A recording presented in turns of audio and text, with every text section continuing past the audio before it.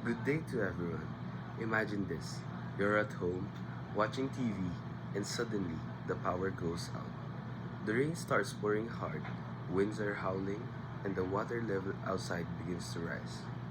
Panic sets in. You realize you're not ready. No flashlight, no food, no plan.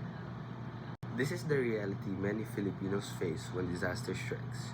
Our country is located in the Pacific Ring of Fire and the typhoon belt, which means we are visited about 20 typhoons each year, not to mention earthquakes and volcanic eruptions. Disasters are not rare in the Philippines, they are expected. That's why today I want to talk about something very important: disaster preparedness. First, let's look at the disasters we commonly face. In 2013, Typhoon Yolanda hit the Philippines and took over 6,000 lives. In 2020, the Taal volcano erupted, forcing thousands to evacuate. And just recently, earthquakes have shaken parts of Mindanao and Luzon. These are not just numbers or news stories. They are real events that affect our families, homes, and our future.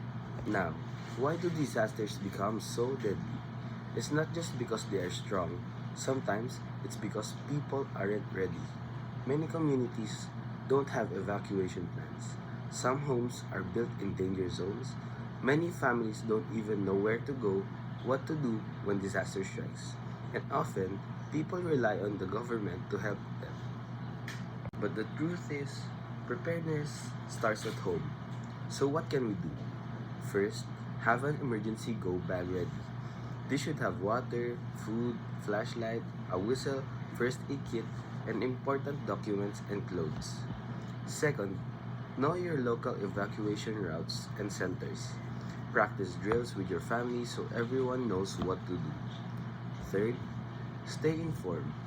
Follow news and official warnings from Pag-asa, Philbox, and your local government. Social media can help, but always verify information. Lastly, encourage your barangay or school to conduct disaster drills and preparedness programs.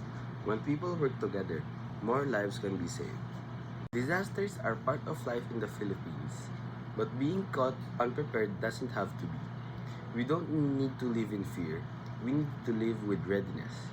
By taking simple steps today, we can save lives tomorrow. So I leave you with this reminder. Don't wait for the storm before you prepare. Be ready now. Because when we are prepared, we are stronger, safer, and more confident to face whatever comes. Thank you and stay safe always.